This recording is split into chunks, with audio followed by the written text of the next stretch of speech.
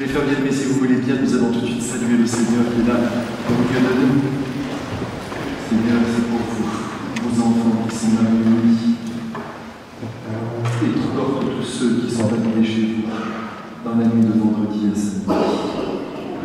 Notre Père, qui es aux cieux, que ton nom soit sanctifié, que ton règne vienne, que ta volonté soit faite sur la terre comme au ciel. Donne-nous aujourd'hui notre pain de chaque jour. Pardonne-nous nos offenses, comme nous pardonnons aussi à ceux qui nous ont offensés. Et ne nous soumets pas à la tentation, mais délivre-nous du mal. que le Seigneur bénisse ce beau moment que nous partageons ensemble au nom du Père et du Fils et du Saint-Esprit. Amen.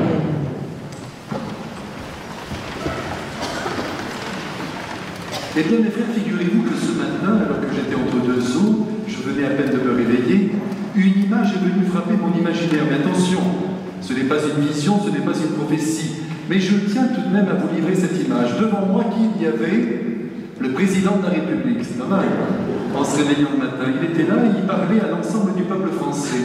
Et j'ai bien entendu ces paroles qui vont vous surprendre. Sans doute il ne les prononcera jamais, mais voilà ce que j'ai entendu dans mon cœur. Il disait: je m'adresse à vous, chers terroristes, vous qui avez fait tant de mal à notre pays, vous qui venez de déchirer des amours, vous qui venez de blesser des familles, vous qui avez ensanglanté notre terre. Je vous parle parce que je souhaite vous rencontrer, je souhaite que vous veniez près de moi et que nous nous donnions peut-être un pardon mutuel et qu'ensemble nous repartions pour que le monde puisse continuer dans une belle lumière parce que la violence engendre la violence. Le Christ d'ailleurs, c'est le président qui parlait, le Christ d'ailleurs a affirmé que qui dégaine son épée périra par l'épée. Comme je viens de vous le dire il y a un instant, mes frères, il est évident qu'il y a de fortes chances pour que le président de la République, celui-là ou un autre, ne prononce pas ces paroles. Cependant, la vérité reste là. Et si la violence continue, c'est tout simplement parce que nous n'aurons pas réussi à la garder prisonnière de notre cœur. Il faut absolument que nous comprenions que c'est nous qui engendrons cette violence et que par conséquent, nous devons la garder prisonnière de notre cœur. Quand je dis cela, voyez, ce n'est pas l'idéal, puisqu'il ne devrait plus y avoir de violence en nous, mais quand on a perdu un être cher, quand on est déchiré par la douleur, il n'y a rien à faire. On part dans la tombe et dans le ciel avec cette violence au fond du cœur. Mais on l'a tenue. C'est ce qu'il faut faire, c'est ce qu'il faut vivre. Alors, comme le président ne le fera pas, probablement, ce sont les générations à venir qui devront vivre dans cette lumière, en priant beaucoup pour que la paix se réalise sur notre terre de France et dans le monde entier. Et vous allez voir aujourd'hui que tout ce que je vais vous raconter n'est qu'un seul appel, un seul et même appel à la paix, au respect des personnes. Et qui sait, il se peut d'ailleurs que si nous avions le bonheur d'être entendus par ces hommes qui ont usé de grandes violences, comme nous d'ailleurs nous en avons usé par le passé, n'oublions pas ce que nous avons fait pendant la Révolution française, les milliers de têtes qui sont tombées. N'oublions pas, maintenant évidemment nous avons beaucoup de mal à accepter cette souffrance, cette violence, mais cette violence nous l'avons aussi vécue pleinement et nous avons aussi réussi à la dépasser grâce à Dieu. Mais vous voyez, dans le cœur de l'homme il y a toujours cette violence qui peut jaillir un jour et pour des causes mauvaises se répandre et tout détruire. Les générations à venir, c'est-à-dire vos enfants, les adolescents qui sont actuellement sur la terre, sont responsables de la paix qui pourra se vivre demain. C'est pourquoi, mes frères, je vous en supplie de bien écouter maintenant cet appel que la Sainte Vierge vous lance et lance à mon propre cœur pour que la violence reste retenue au plus intime de nous-mêmes. Ne nous faisons pas d'illusions, le cœur humain est toujours incertain. Ondoyant d'hiver, disait Montaigne, il n'avait pas tort. Cette violence demeurera. Oui, je ne manque pas d'espérance en vous disant cela. Mais encore une fois, nous travaillons pour qu'elle ne sorte pas de nous. Et c'est déjà grand. Et c'est l'avenir du monde qui se joue derrière cette retenue. Vous savez, les frères bien-aimés, que tout est contenu dans l'Évangile. Si nous vivions vraiment l'Évangile, si toutes les nations maintenant épousaient la parole de Jésus, eh bien, vous êtes sûrs que la paix régnerait à tout jamais. Mais malheureusement, l'Évangile n'a pas encore atteint chaque cœur. Espérons qu'avant le retour de notre Seigneur, la paix sera quand même établie sur la terre et que nos enfants pourront vivre des jours heureux. Mais, encore une fois, ils seront responsables de cet état. En tout cas, il faut que nous baignons dans l'Évangile. Et là, je vous en supplie, je pense que le cœur chrétien, vous voyez, le cœur catholique aujourd'hui, mais c'est valable aussi pour toutes les autres confessions chrétiennes, nous ne sommes pas assez harnachés à l'Évangile. On ne prend pas assez au pied de la lettre ce que notre Seigneur nous demande. Je vous assure, nous avons tort lorsqu'on entend un François d'Assise, par exemple, qui vous dit qu'il vivait l'Écriture, il la recevait sine glosa, c'est-à-dire sans aucun commentaire, telle qu'elle était écrite à la lettre, et il voulait la respecter pleinement. Qu'est-ce que ça a donné? Eh bien, le plus grand saint de l'humanité. Et il se trouve que notre pape aujourd'hui a osé prendre son prénom, c'est grand. Nous devons faire corps derrière le pape, qui vient martyriser aussi notre cœur en nous enfonçant dans l'Évangile. C'est ce qu'il est en train de faire. On nous dit qu'il est en train de réformer l'Église, mais c'est pas vrai. Il est en train de l'enfoncer dans l'Évangile. Il ne réforme pas. On ne réforme pas une famille. On l'approfondit. On lui redonne ses sources. Eh bien, c'est ce que fait notre pape François en ce moment. Et il faut que nous tous ensemble, nous soyons heureux, joyeux de ce travail merveilleux qu'il est en train de réaliser pour la terre entière. Et d'ailleurs, vous avez vu à quel point il est aimé du plus grand nombre. Il ne faudrait pas que dans le monde catholique, il y ait quelques réserves, parce que si notre famille se divise, c'est terminé. Plus que jamais aujourd'hui, face à tous les dangers que nous courons, il faut que le catholicisme se tienne, qu'il n'y ait pas 1000 sensibilités, une seule, derrière le pape. Sinon, nous ne sommes pas catholiques. Parce qu'on rencontre des catholiques qui choisissent leur pape. Ça, c'est un désastre. Ils aiment bien tel pape parce qu'il correspond, mais ils n'aiment pas celui que le Saint-Esprit nous a donné. Alors, vous allez ressortir du lot, et je suis sûr que Benoît, qui entend en ce moment ma voix, elle se régale que je dise ça. Elle est toute heureuse. Donc, tous ensemble, derrière le pape François, vous voyez, comme un seul homme, c'est ça qui est beau. Une famille, toute la journée, on veut défendre la famille. Alors, c'est le moment, la grande famille catholique, tous unis derrière le pape.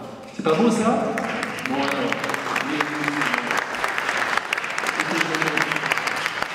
Alors nous avons la grâce de l'Évangile. Alors j'espère qu'à partir d'aujourd'hui vous allez essayer de le lire tous les jours. Mais vous le lisez déjà, vous l'entendez peut-être même à la messe avec un peu d'attention. Mais tout de même que cet Évangile descend dans nous, se grave, modifie nos idées, nos pensées, notre tempérament, notre caractère, et que nous soyons tous des Christ vivants. Voilà ce qu'il faut que nous devenions, des Christ vivants. Quand on nous rencontre, on doit pouvoir toucher le Christ. Bien sûr, il y aura toujours nos limites, nos défauts, c'est certain. Mais en même temps, nous serons en lui. Et c'est lui qui gagnera la partie, si nous l'avons suffisamment reçu dans le texte sacré. Et en même temps, comme vous le savez, au cours des temps, il y a eu des saints, des mystiques, des prophètes, qu'il s'agisse d'hommes, de femmes ou d'enfants, qui n'ont cessé de recevoir des lumières et des inspirations, des visions de toutes sortes, souvent accompagnées de miracles destinés à stimuler la foi, à la faire rebondir quand elle baisse les bras en se laissant conditionner par les choses de la terre. Vous savez qu'ici, à la Noël 1700, ici, lorsque Benoît est rentré dans l'église, elle assistait à la Sainte Messe, et à un moment donné, elle a vu des millions d'anges qui étaient là et qui chantaient le gloire à Dieu en latin. Mais comme elle ne le comprenait pas, le latin, il traduisait. Ils sont bien ces anges, hein? Donc vous voyez, et ils chantaient gloire à Dieu, paix sur la terre, vous voyez déjà à l'époque. Donc mes frères, soyons confiants, écoutons l'Évangile et écoutons les saints, les mystiques, tous ceux qui nous ont apporté quelque chose de grand de la part de Dieu. D'ailleurs, laissez-moi vous dire une chose, il y a beaucoup de gens aujourd'hui qui vous disent « Non, non, non, l'Écriture suffit ». Mais alors attendez, imaginez qu'il y ait simplement l'Évangile et puis un grand silence de 2000 ans, et puis maintenant nous nous retrouvons. Eh bien, je vous assure que notre foi serait moins vaillante.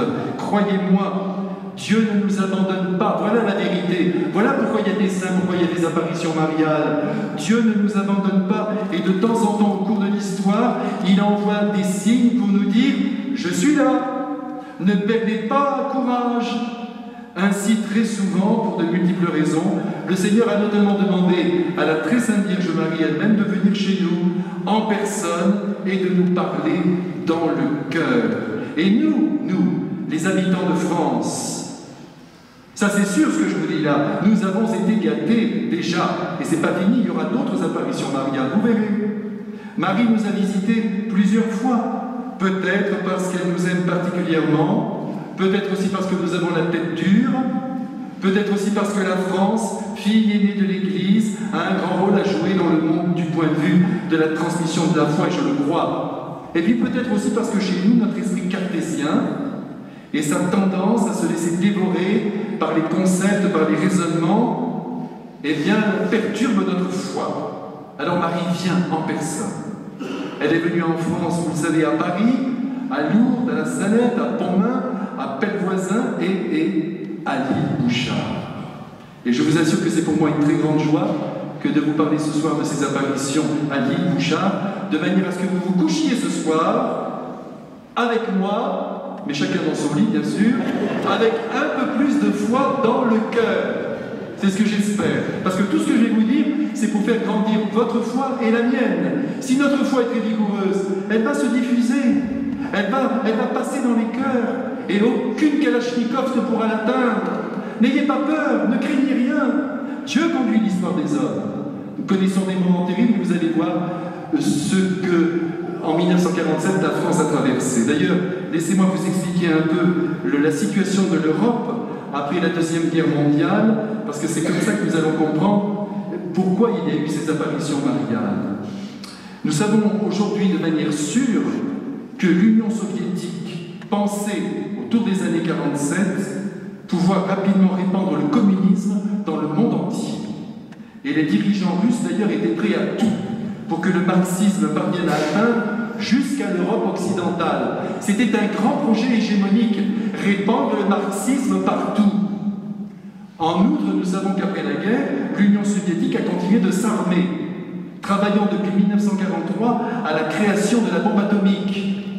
Ils posséderont d'ailleurs leur première bombe en 1949.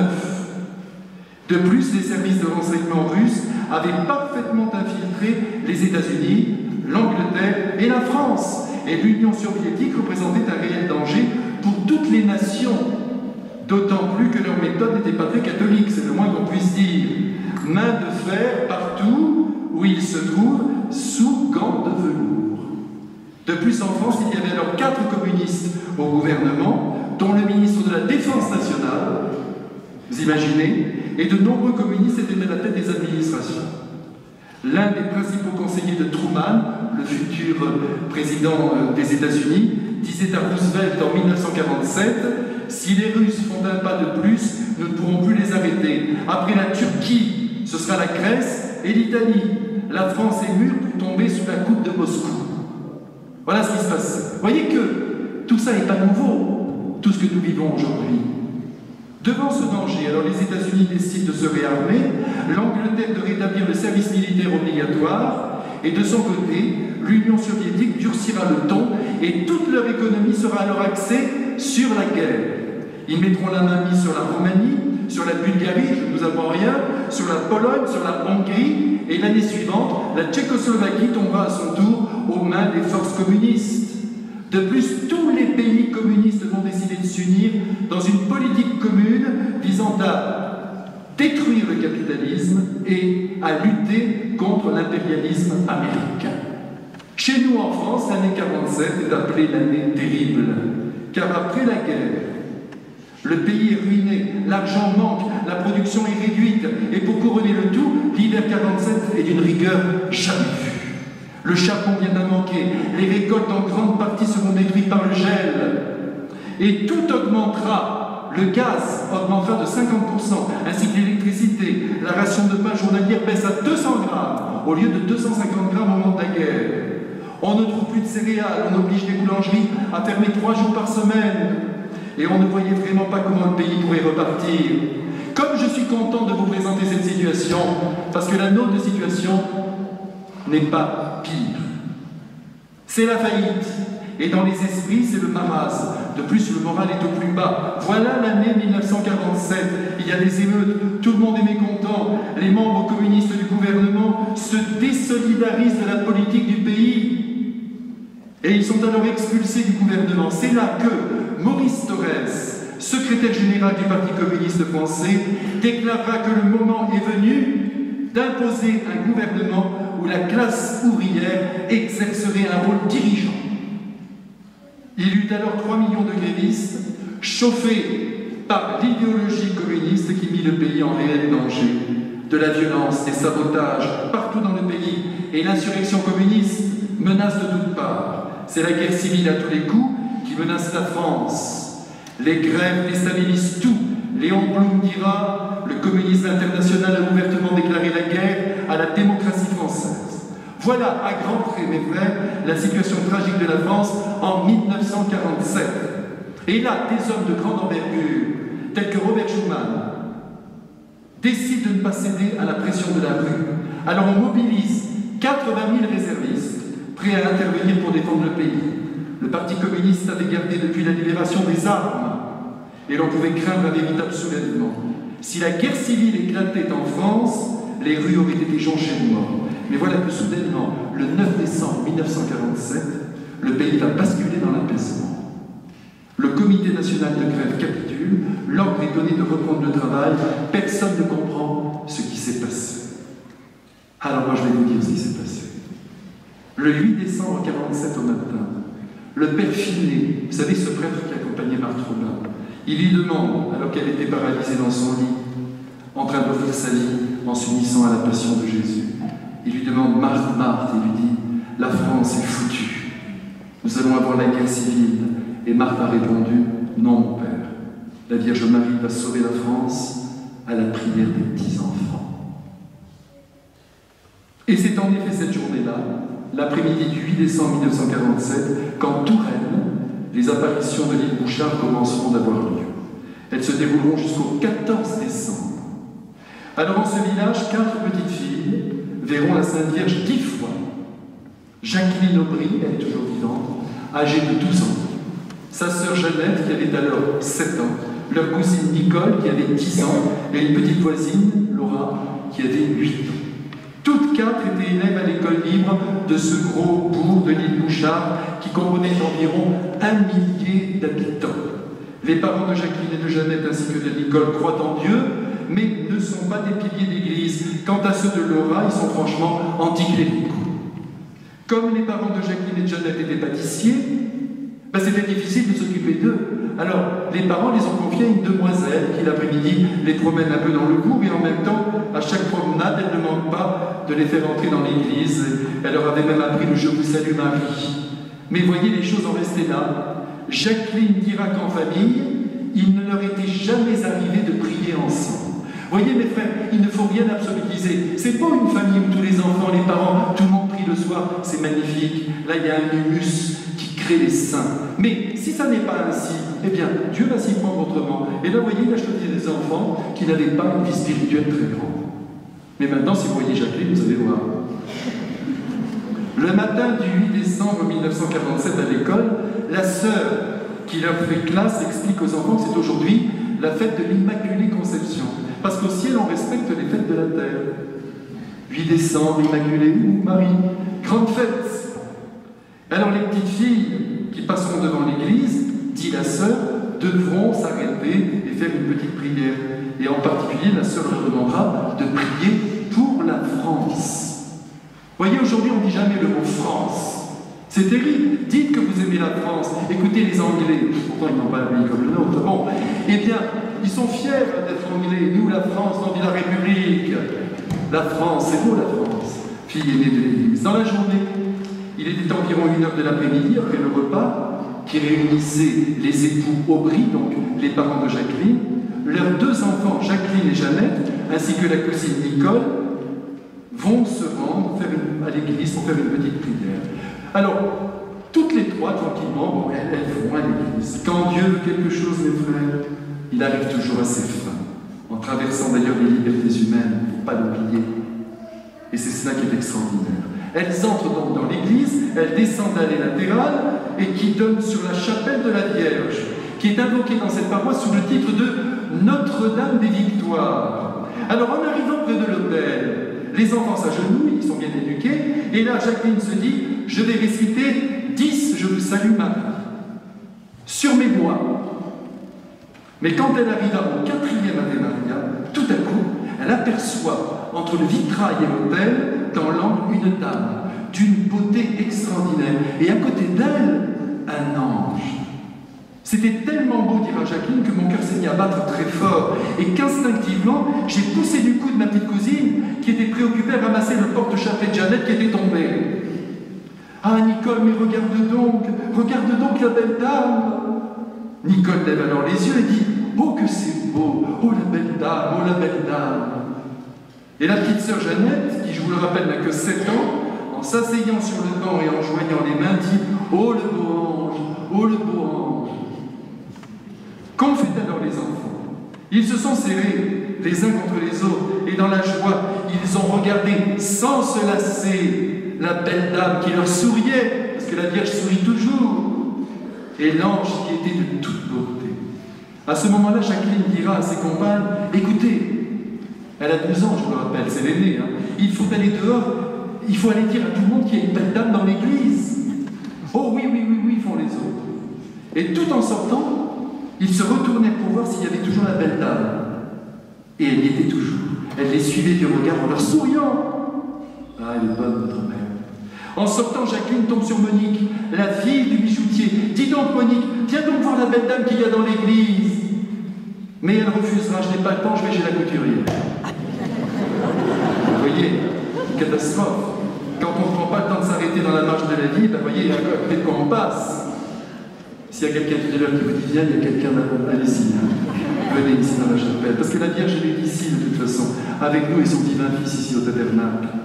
Les enfants continuent de marcher et tombent à l'angle de la rue sur Laura et sa grande sœur Sergine, qui a 15 ans. Même invitation, venez voir la belle dame qui est dans l'église. Alors les enfants se précipitent dans l'église, tout de suite ils prennent l'allée centrale et les voilà dans l'hôtel. À ce moment-là, Sergine dira, mais où donc voyez-vous cette dame? Un ange? Rien, moi.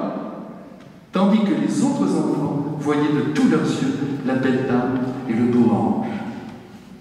Ils se sont approchés à 10 mètres environ de la belle dame. Alors, laissez-moi maintenant vous donner la description que les enfants ont fait de la Vierge Marie telle qu'ils l'ont vue.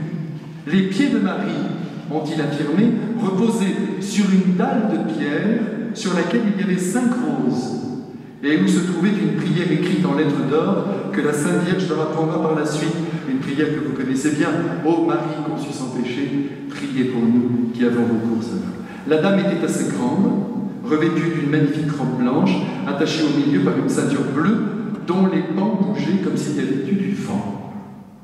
Le vent de l'Esprit Saint, son époux. Elle était pieds nus, les mains jointes, un beau chapelet blanc pendait à son bras droit. Sur sa tête, un grand voile blanc, sur lequel étaient brodés des grands S. En fait, les enfants apprendront plus tard que c'était la marque de la broderie de Touraine. C'est délicat de la part de la Sainte Vierge de venir habiller avec les tissus de la région. Vous savez qu'à Lourdes aussi, elle était extraordinaire. Elle s'est présentée à Bernadette et à son bras, elle avait un chapelet pyrénéen avec 6 dizaines plutôt que 5. C'est la délicatesse de la Sainte Vierge. Vraiment, vous savez, si nous vivions avec elle, que les choses seraient plus belles ici-bas. Et plus simples aussi. Et alors, évidemment, ces vêtements étaient brodés aussi à la façon de Tours. Vêtements sur lesquels descendait une magnifique chevelure blonde, mais diront-ils, ce qu'il y avait de plus beau, c'était son visage extraordinaire de beauté. Le visage de Marie était ainsi un visage ovale, régulier, rosé, et ses yeux surtout d'un bleu, dira Jacqueline, d'un bleu que l'on ne trouve pas sur la terre. Bleu d'immensité, bleu de douceur, bleu de tendresse, bleu d'amour. Et dans ce regard, remarquez, si on a les yeux noirs, ça marche aussi. Hein. On peut être vraiment dans cette belle lumière. Mais enfin, la Sainte Vierge avait les yeux bleus à Aline Bouchard. Son âge, 16 ou 17 ans. Pas plus, mais dira Jacqueline dans son langage d'enfant, on lui disait madame parce qu'elle faisait dame. Et autour du corps de Marie, on pouvait apercevoir comme des rayons d'or qui formaient autour d'elle comme une grotte. Ces rayons d'or n'aveuglaient pas. Quant à l'ange, il était, diront les enfants, couleur lumière. Habillé tout de blanc, une paire d'ailes frémissait sur ses épaules. Bien sûr, mes frères, les anges sont des êtres immatériels, comme vous le savez. Ils n'ont donc pas de corps, ils n'ont pas d'ailes. Mais quand ils viennent visiter les hommes, pour se faire reconnaître d'eux, parfois, ils se montrent avec des ailes. Et ce fut le cas à l'île Bouchard. Comme en bien d'autres lieux d'ailleurs où ils sont apparus. L'ange est resté de profil, Les enfants ne virent donc que l'un de ses yeux, d'un bleu, là encore magnifique, et le tout était auréolé d'une blancheur extraordinaire. Quelle scène! L'ange se tenait en contemplation devant cette belle dame, donc vous voyez bien la scène. La Vierge sous ce support, cette pierre, et à côté l'ange à genoux, devant elle, le profil face aux enfants. Au dire des enfants, autant la Sainte Vierge donnait l'impression d'être une personne vivante sur la terre, autant l'ange apparaissait dans une lumière purement céleste. Et la petite Jeannette ne cessait pas de regarder en direction du beau ange qui la fascine. Cette description que vous venez d'entendre, ce sont les enfants qui l'ont faite à Sergine sur le moment, tandis que Marie leur souriait. Dès qu'ils cessèrent de la décrire, la belle dame disparut dans une belle poussière de lumière. Et Sergine dit « Allez vite, allons à l'école, nous avons été en retard. » Alors, à peine arrivée à l'école, dans la cour de la récréation, Jacqueline se précipite sur la sœur qui faisait classe à Jeannette et Laura et lui dit « Chère sœur, j'ai vu la Sainte Vierge. » « Oh, lui répondit-elle, ma petite enfant, cela ne se peut pas. Ne dis pas des choses pareilles. » Alors Jacqueline lui répond « Mais je ne suis pas toute seule. Il y a Nicole, il y a Laura, il y a Jeannette qui l'ont vu aussi. » Il se trouve que ce jour-là, dans l'école, il y avait monsieur le curé. Un bon curé, dira Jacqueline. Un bon curé de campagne, pas mystique du tout. Mais aimant la Sainte Vierge, comme il l'appelait. Alors Jacqueline, toute joyeuse, se jette sur lui et lui dit « Monsieur le curé, j'ai vu une belle dame dans l'église, j'ai vu la Sainte Vierge. » Oh, fit le curé, toi tu as vu trouble. À travers tes grandes lunettes, parce qu'il faut que je vous dise que Jacqueline était myope jusqu'au dernier degré. Car il est vrai, Jacqueline, elle souffrait terriblement de cette myopie. Mais monsieur le curé, je ne suis pas toute seule, c'est toujours son argument, hein. Toujours, je n'étais pas tout seul, il y avait Nicole, Laura et Jeannette. Alors à ce moment-là, le curé, car vraiment c'était un bon curé, les fait entrer dans la classe, il les questionne, et sévèrement il conclut, ça suffit maintenant les enfants. Vous allez jouer, vous allez travailler, et c'est fini, je ne veux plus entendre parler d'une chose comme celle-là. Et une fois que le curé sera parti, Jacqueline n'aura plus qu'un seul désir, regagner l'église et revoir la belle dame. Mais il faut se mettre en rang et rentrer en classe. Et en cet instant, son désir est tellement fort de revoir la belle dame qu'elle dit à la sœur qui les conduisait « Ma sœur, si vous saviez comme la dame était belle. » Et la sœur répondra en se moquant un peu « Si ta dame est aussi belle que ça, à ta place, je serais restée à l'église. » Et là, Jacqueline comprend dans sa naïveté d'enfant « Ah bon, elle veut qu'on reste à l'église, et bon, on va y rester. » Et voilà que Jacqueline appelle les trois autres et file en courant jusqu'à l'église.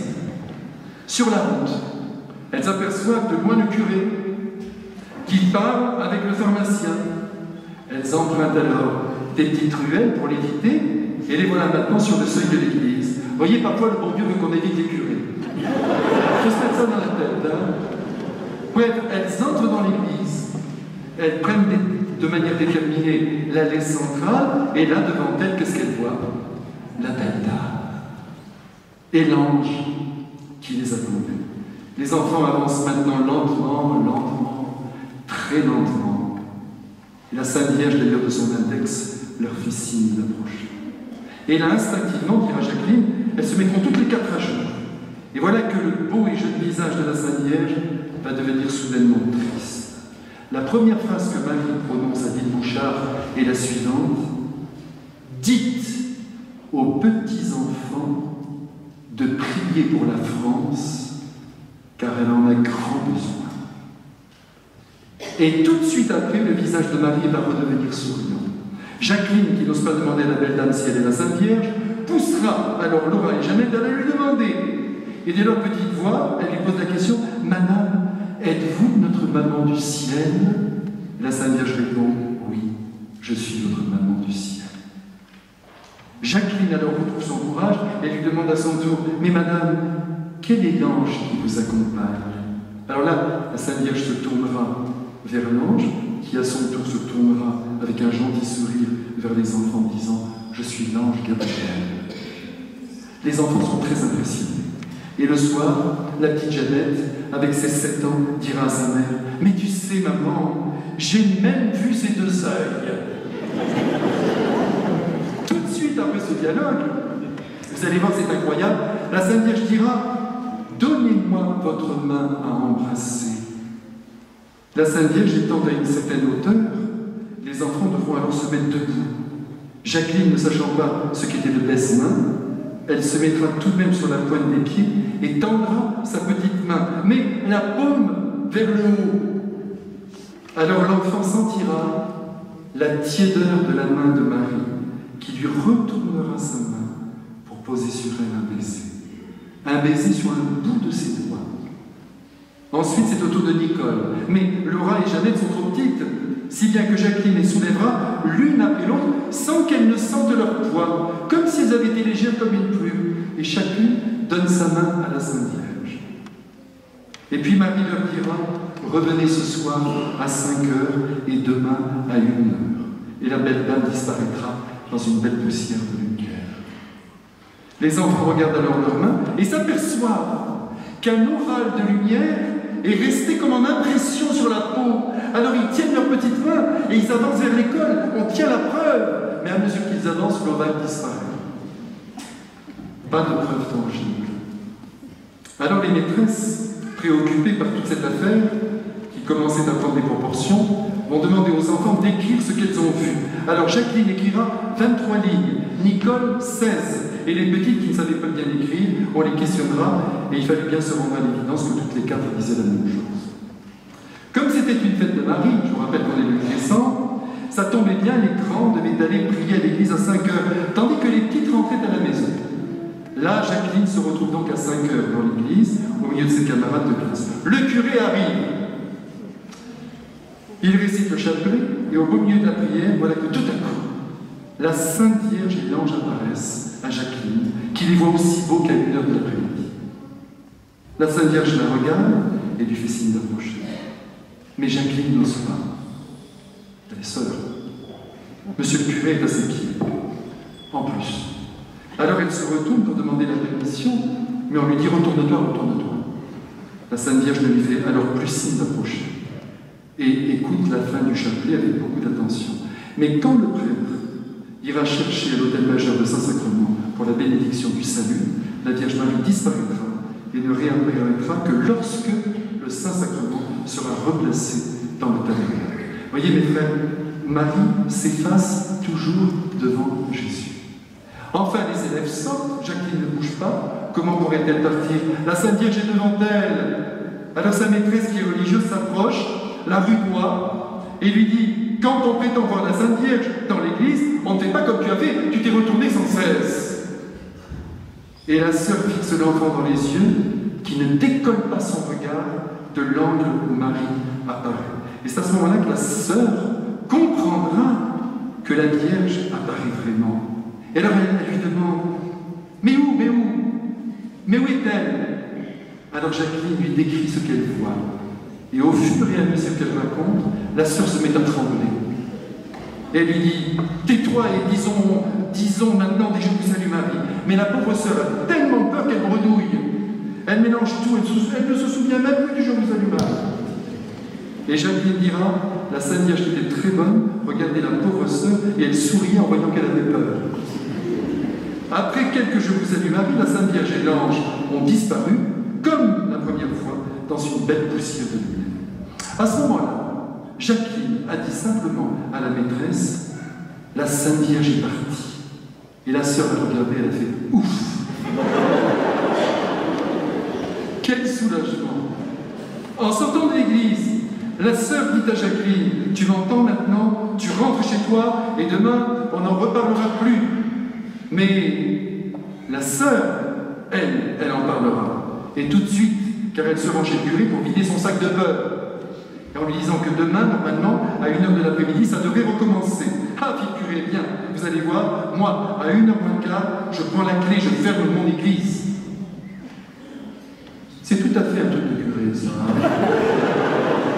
Bon, ne vous inquiétez pas, c'est normal, c'est rien, la Sainte Vierge, je devais rire dans le ciel. Le lendemain, journée d'école habituelle, mais en arrivant, les enfants sentent tout de suite que l'atmosphère est plutôt tendue. D'ailleurs, il leur est signifié tout de suite qu'il leur est interdit de rôder aujourd'hui autour de l'église. Et il faudra obéir.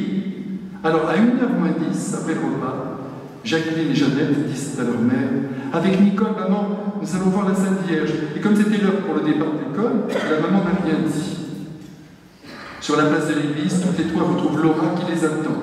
Quant au curé, il racontera plus tard qu'il a traversé en courant et en colère la cour de son presbytère, puis la sacristie avec bien sûr la clé à la main, qu'il a descendu en furie la grande nef, bien décidé à fermer son église. Et puis il s'est dit, je ne peux quand même pas fermer mon église. Mais il était bien, hein? Et il ne l'a pas fermée.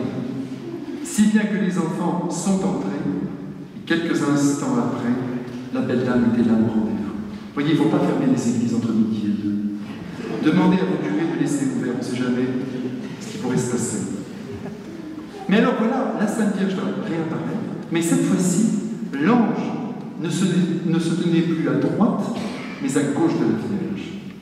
La Sainte Vierge leur a fait signe d'approcher, et la Vierge Marie va cette fois-ci prendre la croix de son chapelet, la mettre à l'intérieur de sa main droite, et la main gauche sur son cœur, elle va leur dire « Embrassez la croix de mon chapelet ». Elle se tient à 1,50 m du sol, dans les airs. Alors Jacqueline se met sur la pointe des pieds et embrasse la croix. C'est pas possible que ces enfants aient menti, vous comprenez? C'est impossible. Alors Jacqueline se met sur la pointe des pieds, elle embrasse la croix, puis suit Nicole, et de nouveau Jacqueline prend les petits, sans ressentir leurs doigts, les élèves et tous les enfants embrassent la croix dans la main de Marie.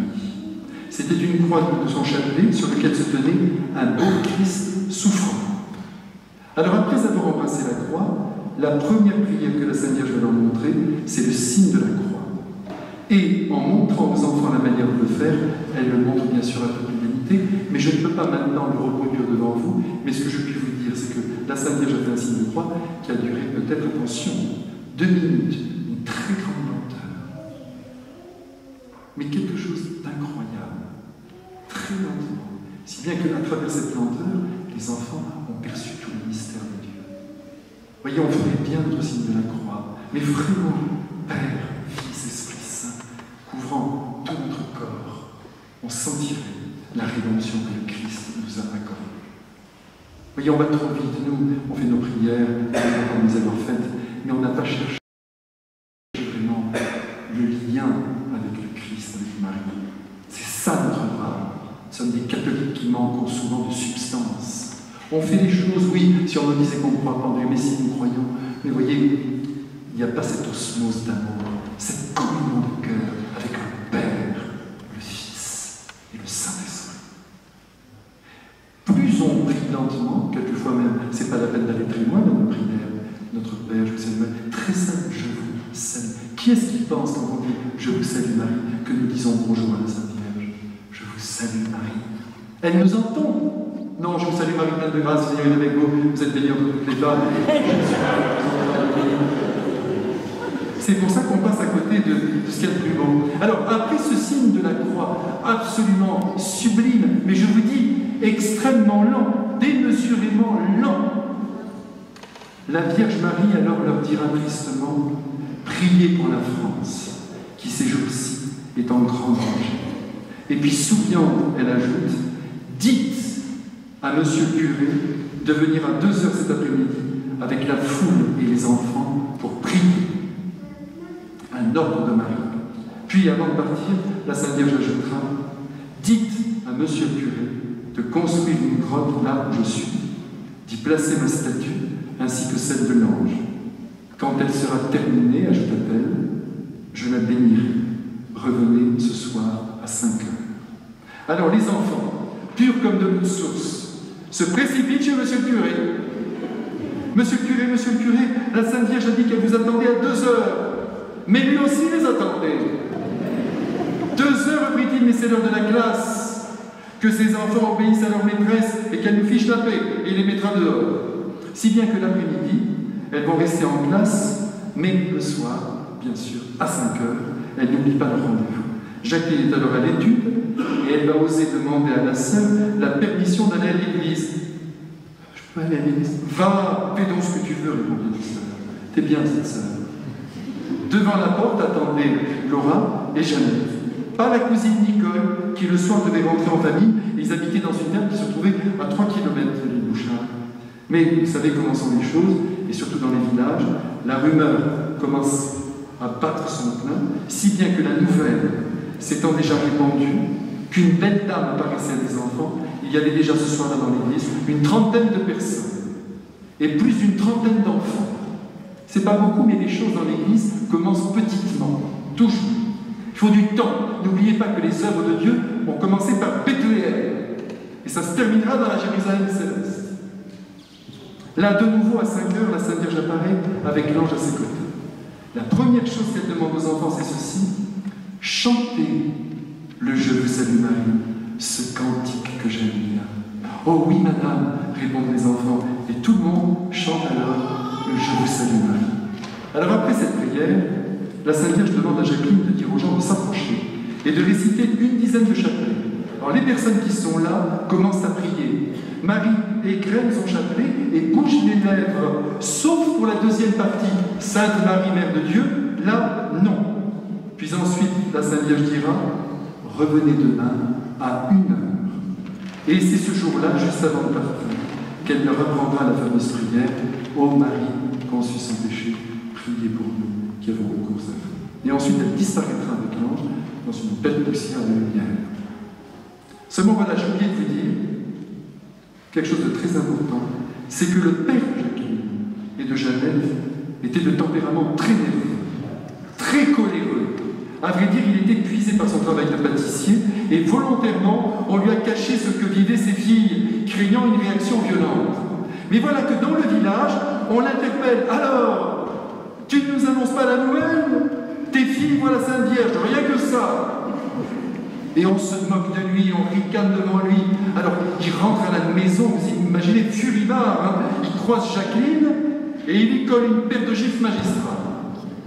On ferme la maison, dit-il à sa femme, et on s'en va 8 jours. Qu'est-ce que c'est que toutes ces histoires? Vous ne m'avez parlé de rien, nous sommes la risée du village, on se moque de nous. Fini les sœurs, fini les curés. Allez, rideau. Son épouse essaie de le calmer. Monte te reposer. Elle est bien, hein? On te parlera de tout cela plus tard. Tu es fatigué par ta journée. C'est alors que Jacqueline, c'est une fille très droite, j'ai eu le bonheur de la rencontrer. Elle est merveilleuse, d'une simplicité absolue. Alors elle décide de rejoindre son père. Pourtant elle le sait énervée. Elle monte dans sa chambre, comme une vraie petite femme, déjà adulte. Elle s'assoit sur le bord de son lit et elle lui raconte tout en détail. Son père l'écoute attentivement. Surtout, elle lui parle de la beauté de la Sainte Vierge. Et soudainement, il se met à pleurer. Pas de doute, Marie venait de toucher son cœur. Alors, le père redescend dans la cuisine et il dit à sa femme, tu sais, elle voit quelque chose, cette petite. Va donc à l'église à 1 heure et vois ce qui se passe. Si bien qu'à 1 heure, sa mère l'accompagnera. Et il y a déjà dans l'église des centaines de personnes. Et on saura plus tard que monsieur le curé et les sœurs, enfermés dans la sacristie, essaieront de regarder ce qui se passe par le trou de la serrure. Mais des centaines de personnes. De nouveau, à 1 heure, la Sainte Vierge apparaît, toujours aussi belle comme toujours. Il faut beaucoup parler de la beauté de la Sainte Vierge. Ça touche, vous savez. Ça touche le cœur. Pas que le cœur masculin. La beauté, c'est une attente de chacun. Chantez le Je vous salue Marie, dit-elle. Oh oui, madame, répondent les enfants. Et le Je vous salue Marie retentit. Alors mes frères bien-aimés, j'ai pas fini. Et puisque la Sainte Vierge aime bien que nous chantions Je vous salue, si on le lui chantait maintenant, puisqu'elle nous entend. Je vous salue Marie, comblée de grâce, le Seigneur est avec vous. Vous êtes bénie entre toutes les femmes, et Jésus, l'enfant, est béni. Sainte Marie, Mère de Dieu, priez pour nous, pauvres pécheurs, maintenant et à l'heure de la mort. Amen, Amen, Alléluia. Et Jacqueline dira d'ailleurs, si vous saviez comme la Sainte Vierge est heureuse quand on chante le Je vous salue Marie. Et puis ensuite, cette fois-là, la Sainte Vierge va tendre la main et va dire aux enfants, vous vous rendez compte, embrassez ma main. Vous vous souvenez, la première fois, ce sont les enfants qui ont tendu leur main. La deuxième fois, les enfants ont embrassé le crucifix dans la main de Marie. Et maintenant, c'est Marie qui donne sa main. Embrassez ma main. Alors Jacqueline se lève sur la pointe des pieds, lui prend la main et l'embrasse. Lui prend. Elle sent sa main. C'est au tour de Nicole et ensuite, sans effort, elle soulève les deux petites comme si elle ne pesait rien et elles embrassent la main de la Sainte Vierge. Et ce qui est extraordinaire, mais tout simplement parce que tout cela est vrai, c'est que tout le monde fut suffoqué de voir que le baiser sur la main invisible, pour la foule, ce baiser qui était donné en l'air, dans le vide, tous les baisers se situaient au même endroit. La Sainte Vierge d'ailleurs n'a pas bougé avec sa main. Puis Marie demandera à la foule de réciter une dizaine de chapelets. Vous voyez si le chapelet ça compte. Quelquefois on n'a pas le temps, on est dans beaucoup d'autres choses, mais c'est une prière magnifique parce que c'est la prière des gens les plus simples. C'est pas la peine de sortir de Polytechnique pour le réciter. Si on sort de Polytechnique, on peut le dire aussi, sans problème. Mais si on est très simple, eh bien, c'est merveilleux, on passe 20 minutes avec Marie, on est plus ou moins présent, mais c'est pas grave, on est avec elle, et on a quand même donné 20 minutes à la prière. La dizaine terminée, voilà qu'une voix s'élève. Jacqueline, Jacqueline, c'est sa maman. La Sainte Vierge la suit des yeux d'ailleurs, et la maman de Jacqueline dira ceci. Demande à la Sainte Vierge de faire un miracle pour que tout le monde croie. Marie répondra, je ne suis pas venue ici pour faire des miracles, mais pour vous demander de prier pour la France. Mais demain, ajouta-t-elle, vous, Jacqueline, vous verrez clair, vous ne porterez plus de lunettes. Et maintenant, récitez une dizaine de chapelets. Et la dizaine est récitée, et Jacqueline affirmera que la Sainte Vierge était vraiment très heureuse quand on l'a priée. Puis cette fois-là, avant de leur donner rendez-vous au lendemain, toujours à 1h, avant de partir, comme à son habitude dans de nombreuses apparitions, Marie donnera un secret aux enfants en leur demandant de ne jamais le dévoiler. Voyez l'importance du secret. Aujourd'hui, tout le monde raconte sa vie. Aujourd'hui, tout le monde sait tout sur tout le monde. Il faut absolument la transparence. Marie, elle donne des secrets, c'est pour toi, ma chérie. Tu garderas ça jusqu'à la fin du monde. Et jamais, ni Jacqueline, ni Bernadette, ni Catherine Labouré, personne ne livrera jamais ses secrets. Et je vous supplie, je vous le dis aujourd'hui, en présence de son divin Fils, gardez vos secrets. Marie disparaît alors avec l'ange dans une belle poussière de lumière, comme d'habitude. L'après-midi, les filles sont à l'école. Et le soir, à 5h, la sœur maîtresse demande à Jacqueline de faire son cartable et d'aller au presbytère, parce que monsieur le curé l'attend. Et il l'attend. Mais là, il faut bien le dire, peu disposé. Dès qu'elle arrive, il lui demande, alors, aujourd'hui, que t'a dit la Sainte Vierge? Jacqueline raconte l'apparition et lui dit que Marie lui a promis que demain, elle ne porterait plus de lunettes. Le curé répond, mais tu as vu tes yeux, non? Parce que tu crois qu'en une nuit, tout va disparaître. De la foi. Elle répond tranquillement, oui, monsieur le curé. Non, dit-il, c'est nous qui allons voir clair dans toute cette histoire. Je vous assure, reprit-elle, la Sainte Vierge m'a dit, vous ne porterez plus de lunettes. Oh là là, lui dit-il, parce que cette belle dame te vous voit. Oui, monsieur le curé, répond Jacqueline. Alors en colère, il la jette dehors. Mais il était bon, elle le dit d'ailleurs elle-même, il était très bon, mais il était perturbé par cette situation, on peut le comprendre. Et Jacqueline pleure de toutes ses larmes.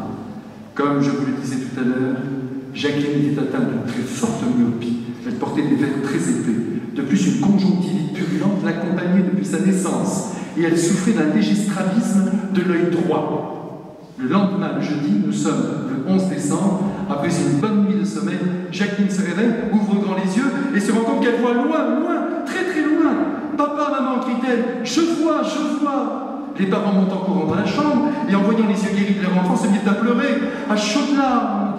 Immédiatement, son père, qui ne mettait jamais les pieds à l'église, va foncer chez le curé et le ramener à la maison. Allez, monsieur le curé, suivez-moi. Et en arrivant et en voyant les yeux de Jacqueline, il s'écriera, mais c'est donc vrai que la Sainte Vierge descend parmi nous. Tout ému, ça change. Le curé embrasse Jacqueline et téléphone immédiatement à l'évêque de Tours qui lui dit simplement « Eh bien maintenant, assistez à l'apparition avec vos religieuses. » Si bien que ce jeudi, une foule considérable sera dans l'église, accompagnée du curé, une foule de croyants et d'incroyants, tout cela grâce aux nouveaux yeux de Jacqueline, car tout le village savait et voyait les problèmes oculaires de cet enfant qui n'avait d'ailleurs pratiquement plus de cils, à force de les couvrir de bains d'eau chaude et de tilleuls pour décoller le matin les croûtes qui se formaient. Vous vous souvenez qu'on vous l'a fait à vous aussi, ça, beaucoup de tilleuls sur les yeux. Ce jour-là, la Sainte Vierge apparut comme tous les jours, et comme toujours, elle commença par dire « Chantez le Je vous salue Marie ». Ce jour-là, le curé avait préparé sur un petit bout de papier une question à poser à la Sainte Vierge. « Madame, d'où nous vient cet honneur que vous ayez choisi cette église pour apparaître ?» Jacqueline pose la question, Marie répond « C'est parce qu'il y a des personnes pieuses et que Jeanne de Lannou y est passée dans cette église. » Jeanne de Lannou, c'était la fondatrice des Sœurs de Saumur qui étaient venues évangéliser près de 300 ans auparavant toute la Touraine. Et puis surtout, notons dès à présent que ces enfants ont vu Marie grâce aux prières ferventes qui par le passé s'étaient élevées dans cette église. C'est-à-dire que nous, vous vous rendez compte ce que je dis là, quand nous prions là maintenant dans cette église, nous préparons l'avenir spirituel du monde et les grâces que les générations suivantes recevront. Alors on ne va pas se laisser impressionner par une violence atroce. Nous tenons le monde par la prière et par ce contact extraordinaire avec le ciel. Ensuite, comme d'habitude, la Vierge demandera que la foule récite une dizaine de chapelets, la foule s'exécute. Jacqueline avait aussi dans sa poche un papier écrit et confié par des paroissiens. Et en ces temps, vous savez, beaucoup de personnes souffraient, des malades, on souffrait de rhumatisme, on souffrait de maladies nerveuses, et il n'y avait rien pour soigner. Et la question à poser était celle-ci, Madame, voulez-vous guérir les personnes qui souffrent physiquement ou moralement? La Sainte Vierge va attendre un peu avant de répondre par cette belle phrase, je donnerai du bonheur dans les familles. C'est là, mes frères, que se trouve notre vrai bonheur, dans l'amour que nous partageons entre nous. Comme c'est consolant, mes frères, de penser que la Sainte Vierge a promis de nous donner du bonheur dans nos familles. Et si on l'appelle, si on la prie, si on lui donne toute notre confiance, il y en aura du bonheur pour nous et pour tous ceux que nous aimons. Et après ce petit dialogue, de nouveau, la Sainte Vierge leur demandera de réciter une dizaine de chapelets, à l'issue de laquelle Marie fixe un nouveau rendez-vous. Revenez demain à 1h. Et elle disparaît. Et la vie continuera normalement. Cet après-midi du jeudi, les filles sont allées au patronage, après avoir mangé en famille. Rien n'était modifié extérieurement. Le vendredi 12 décembre, à 1h, comme promis, la Vierge apparaît de nouveau, rayonnante de bonheur, et comme toujours, elle commence ainsi, chantez le Je vous salue Marie. Une fois terminé, de nouveau, la Sainte Vierge le redemande. Jacqueline a peur alors de ne pas avoir bien compris, comme la Sainte Vierge va recommencer, chantez le Je vous salue Marie. Et elle ose lui dire, comment madame? Et avec un gentil sourire, la Sainte Vierge dit, voulez-vous rechanter le Je vous salue Marie? Oh oui, oui madame, répondent les enfants, nous le voulons bien. Ensuite, la Vierge Marie déploiera son bras et demandera aux enfants d'embrasser encore une fois sa main. Et ils eurent encore cette grande grâce. Jacqueline sur la pointe des pieds, Nicole, puis les petites qu'elle prend dans ses bras et qui pèsent le poids d'une plume, et hop, tout le monde embrasse la même Marie. La Vierge demande alors, comme toujours, une dizaine de chapelets, la foule prie intensément, puis Marie pose cette question, priez-vous pour les pécheurs? Mais oui, madame, nous prions, bien, fit la Vierge, surtout, priez beaucoup pour les pécheurs. De nouveau, la Vierge demande alors une dizaine de chapelets, à l'issue de laquelle les prêtres qui sont présents disent à Jacqueline que ce serait bien que la Sainte Vierge fasse un autre miracle. Tout ça.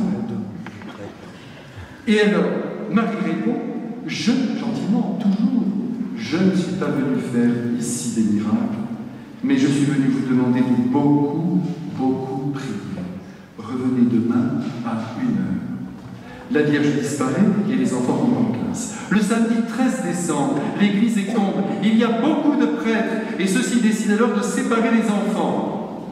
Au même moment, dès que la Vierge apparaîtra, tous les 4, ils les ont séparés, les 4, vont regarder en même temps en direction du même lieu. Ils sont sidérés. Vous voyez, ils cherchaient encore une preuve de la véracité, mais on peut les comprendre. Et elles iront ensemble, toutes les 4, s'agenouiller au pied de Marie.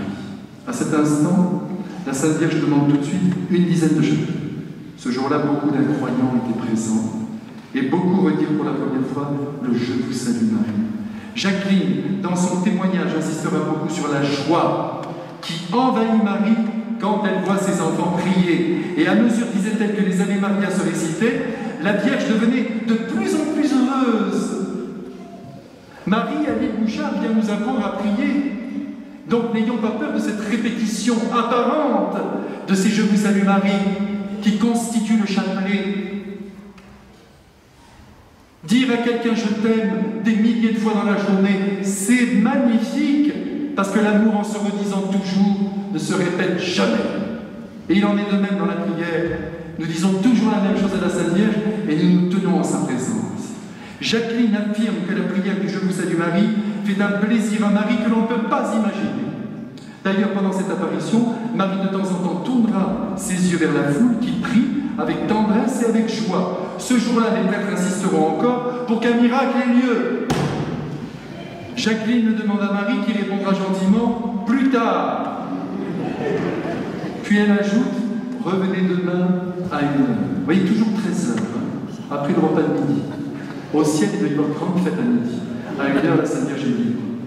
C'est alors la 10e apparition, la dernière. Et alors là, laissez-moi vous dire qu'il y a des milliers de personnes présentes. C'est dimanche en plus. Et chacune des 4 petites filles ont à la main un bouquet de fleurs qu'elles ont l'intention d'offrir à Marie. Ce sont des fleurs qui ont été achetées par des personnes à Tours. Il y a dans la foule les maires des communes avoisinantes, le maire de l'île Bouchard bien sûr, et tous disent à Jacqueline, surtout dis bien à la Sainte Vierge, que ce sont toutes les paroisses présentes qui les lui offrent ces fleurs. Il ne s'agirait pas de perdre quelques grâces. Alors à 1h, la Vierge Marie se présente avec l'ange Gabriel, comme toujours à ses côtés, en contemplation devant elle. Il ne faut pas avoir peur d'aimer Marie et de la regarder. Ces premières paroles que vous connaissez maintenant par cœur, chantez le « Je vous salue Marie ». Oui, madame. Et le « Je vous salue Marie » retentit. Et maintenant, on fait plaisir à la Sainte Vierge et on le chante. Je vous salue Marie.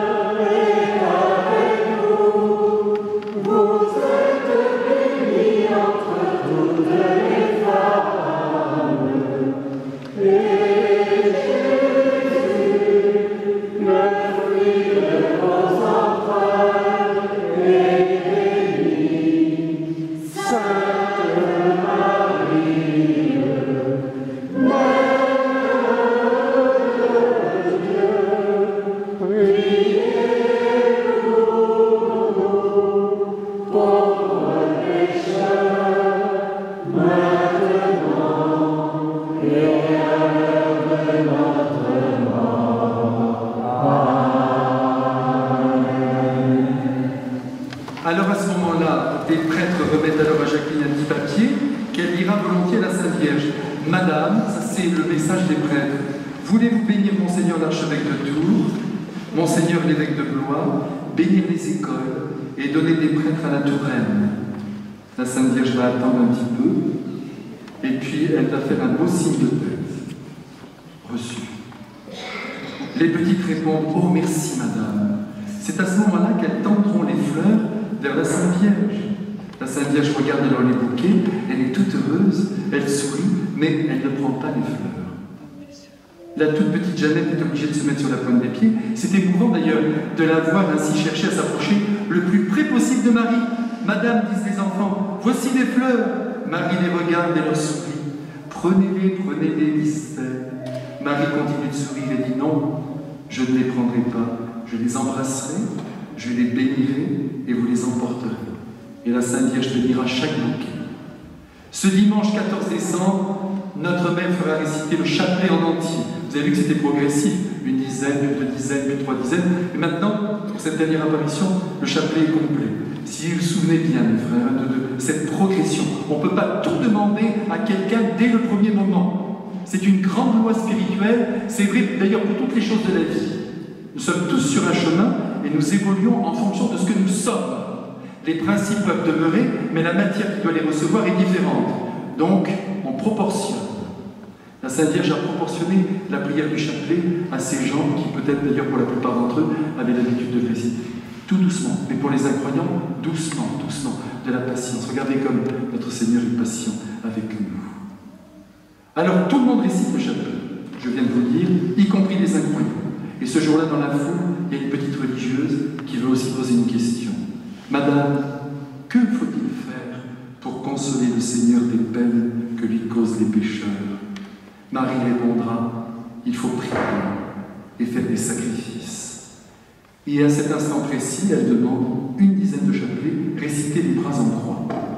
Ce sera un beau « oui, madame » qui retentira des lèvres de Jacqueline, et la foule s'exécutera les bras en croix comme Marie l'avait demandé. Ensuite, la Sainte Vierge, en regardant Jacqueline, lui dira « Voulez-vous dire à la foule de chanter le Magnificat ?» Jacqueline informe alors le prêtre qui se trouve près d'elle, qui va chercher le curé Emeline Bouchard, parce qu'évidemment, il faut que l'autorité dise oui.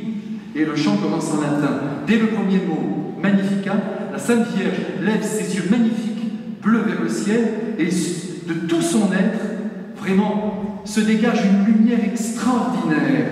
Elle était tellement joyeuse, diront les enfants, qu'elle nous communiquait cette joie, et nos cœurs battaient très fort. Magnificat, Magnificat, Magnificat,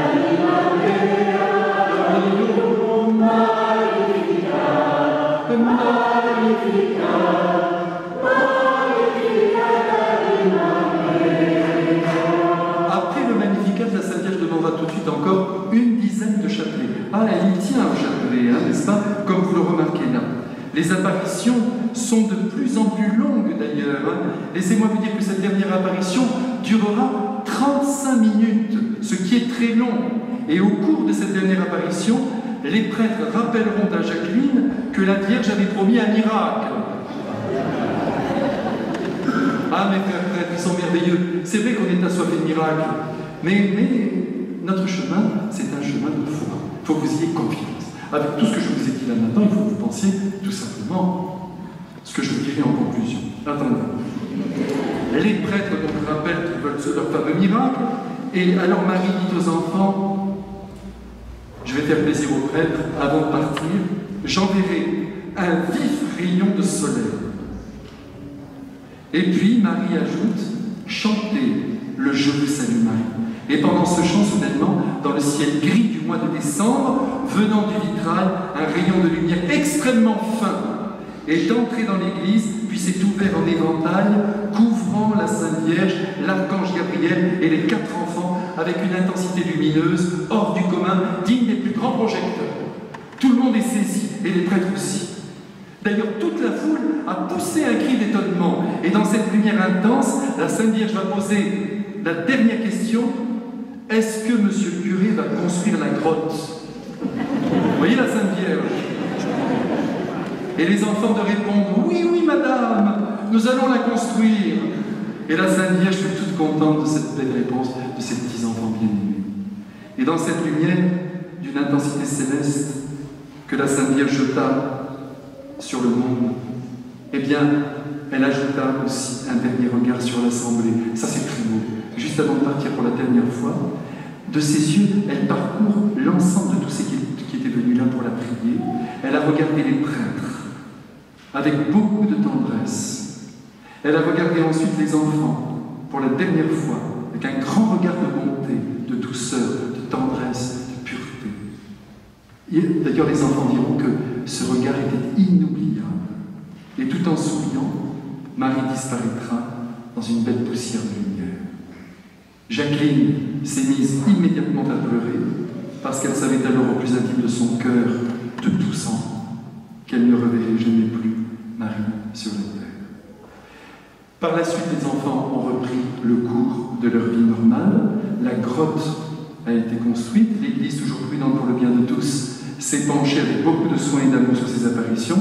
Et après une grande enquête qui dura près de 50 ans, elle autorisa en l'année 2001 le culte public et les pèlerinages en l'église Saint-Gilles à l'île Bouchard, où Marie peut l'affirmer, est vraiment venue en personne, accompagnée de l'archange Gabriel, l'archange aux bonnes nouvelles, sauver la France par la prière des petits-enfants et nous apprendre à l'invoquer en récitant ce Je vous salue Marie qui réjouit son cœur et qui fait tomber sur le monde tant de grâce. Voilà, mes frères, maintenant, la Sainte Vierge est partie, mais elle est toujours avec nous. Et elle veut que nous l'aimions et que nous ayons, nous, écoutez-moi bien, la certitude qu'en ce moment-là, elle est vivante. Elle a pris dans son cœur toutes ces personnes qui sont là, représentées par ces lumières, et qui, vendredi, sont morts dans des conditions atroces. Mais Jésus, Marie, répare tout et comble tous ceux qui ont souffert terriblement sur la terre. Alors mes frères, vous voyez que vous n'avez rien à craindre et je n'ai rien à craindre. Demain, les attentats vont sans doute se multiplier sur la terre. Mais nous ne craignons rien. Nous prions Marie avec le Je vous salue Marie. Nous savons qu'ils sont là et que nous les verrons un jour. Ne vous inquiétez de rien. Mais, restez avec Marie et priez, en faisant triompher l'amour, la douceur, la bonté, l'indulgence, la compréhension, en vous-même et autour de vous. Pas de violence en réponse à la violence. On répond au mal, à l'atrocité, par l'amour, la patience, la douceur. C'est ce que la très sainte Vierge Marie a vécu lorsqu'elle était sous le corps décharné de son Fils au sommet du calvaire. Quand elle a vu le soldat enfoncer de sa lance le torse de son Fils, vous imaginez, elle n'a pas bougé. Elle a prié pour cet homme, c'est sûr. Elle a porté son Fils. Elle n'a pas noté dans cet instant qu'il était déjà dans la gloire. Alors nous aussi, nous voulons vivre dans cette très très belle lumière. Pour achever ce moment merveilleux que nous venons de vivre en présence de Marie, Jésus lui-même a voulu venir maintenant ici, au milieu de nous, à travers son Saint-Sacrement, cette Sainte Hostie qui est une force, ne l'oubliez pas, une puissance. C'est pourquoi les hommes doivent communier, recevoir notre Seigneur. C'est lui qui, de l'intérieur, par la Sainte Hostie, qui est lui-même, nous fait tenir au milieu de ce monde terrifiant. Maintenant, il va venir ici. Je vais le chercher, si vous aviez la gentillesse de vous mettre dehors.